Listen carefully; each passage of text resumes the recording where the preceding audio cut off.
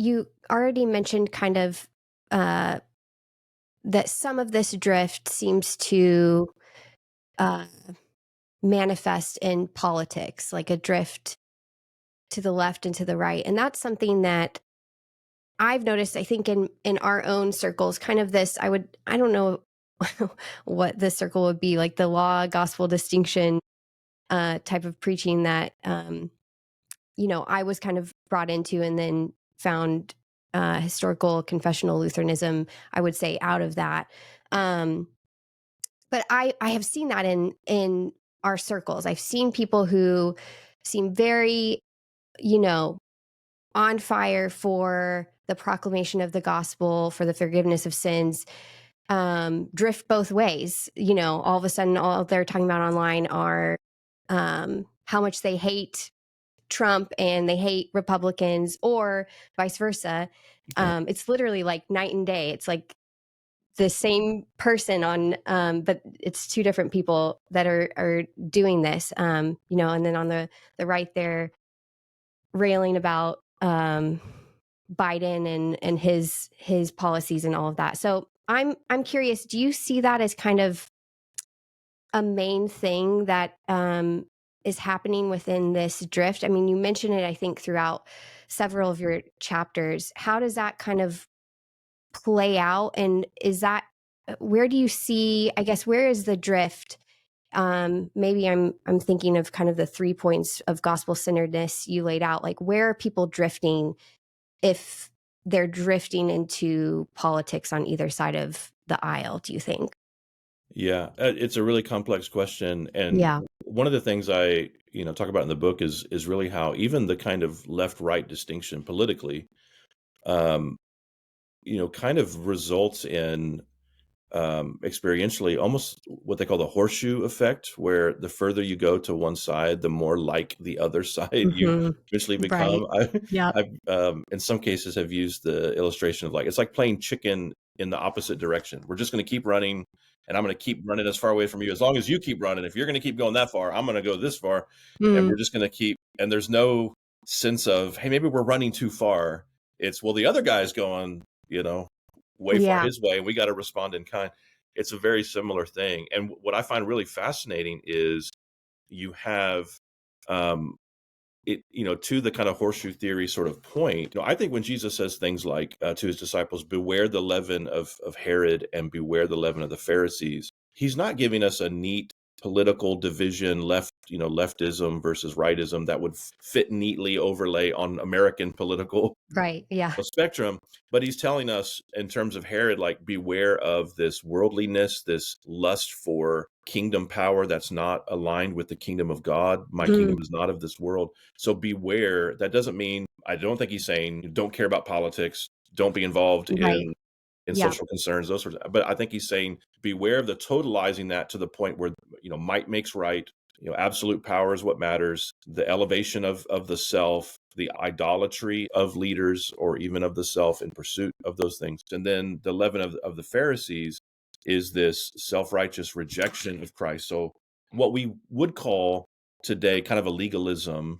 And Hmm. and so we typically identify, um, if we were to, to lay that over, I would say conservative evangelicals, American evangelicals, typically would identify the worldliness with the left and perhaps the, Pharisaism or legalism with the right. And what Mm. is really interesting is in today's political landscape, you have a kind of legalism that's been embraced by the left, a very illiberal Right. sort of approach to liberalism. Like, these are the liberals, but they gave us cancel culture, and they're trying Hmm. to get certain voices off college campuses, and they're foisting certain kinds of speech, policing of speech, and all these sorts of Yeah. things. So it's a very um, legalistic sort of liberalism.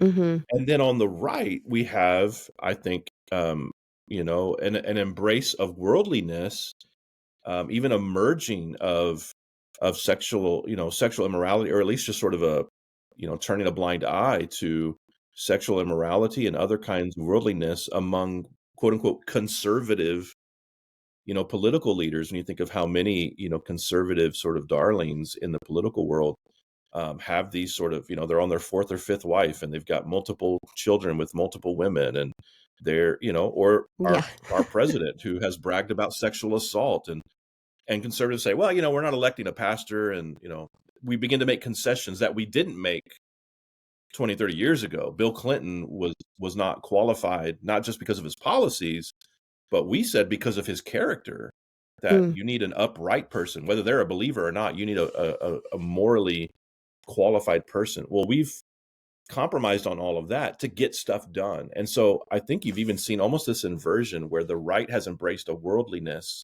the leaven of mm, Herod, and the left has embraced this legalism, the leaven of the Pharisees.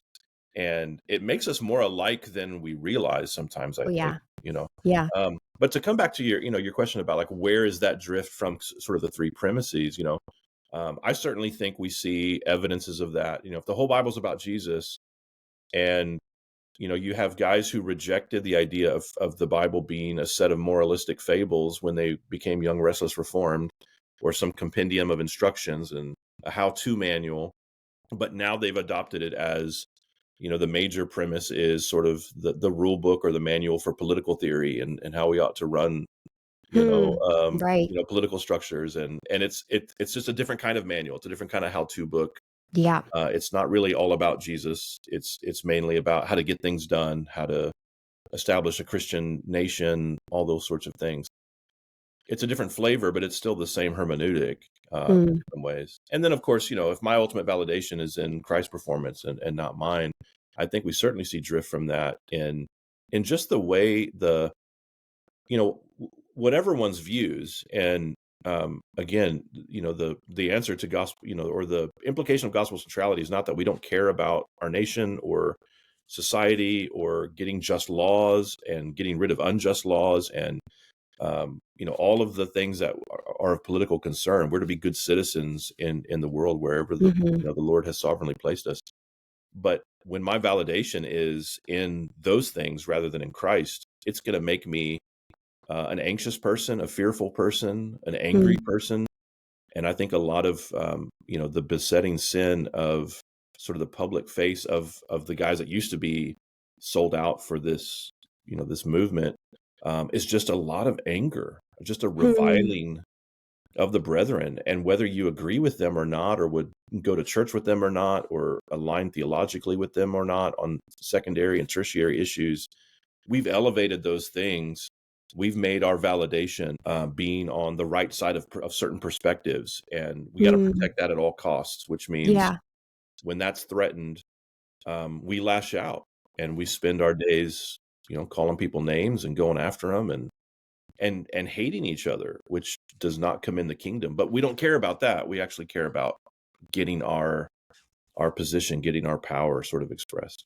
Yeah, that's super interesting. It's funny because you mentioned the 2 of the 3 kind of things you outlined for gospel centeredness, and I actually, as you were talking, thought of the second one too, which is this, I think, idea that we think some form of law is going to change people. I don't know. I think personally, that's the one I struggle with. Is I'm like this political set of laws will make everything right, and then you quickly realize that that's just absolutely not the case. And